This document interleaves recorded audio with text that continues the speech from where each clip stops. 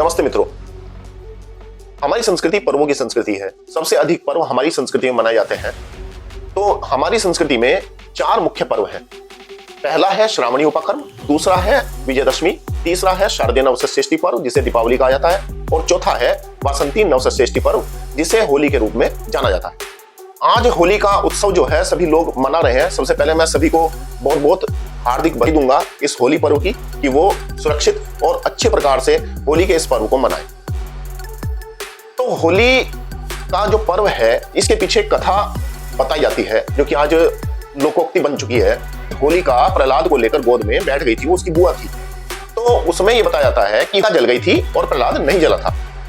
लेकिन ऐसा नहीं है, क्योंकि अग्नि का गुण जलाना है और वो किसी भी वस्तु को जला देती है। जैसे कि अब होलिका जली तो प्रहलाद भी जल गया होगा। लेकिन ये एक लोकोक्ति, एक ऐसी कहानी बना दी गई जो कि फसल से संबंधित है।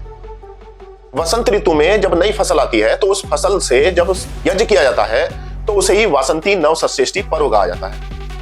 यानी कि वसंत ऋतु में जो नई फसल आई, नई फसल आती है इस समय, जो गेहूं, चना, मटर आदि आदि, तो जो फल है उसे प्रहलाद कहा जाता है और जो उसकी बाहर की परत है उसे होलिका कहा जाता है।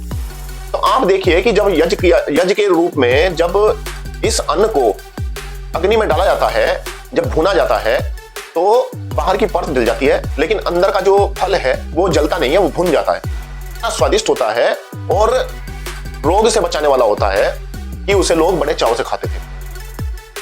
तो ये था वासंती नवसंश्रेष्ठी पर्व जिसे कि आज हम होली के रूप में मनाते हैं, जानते हैं।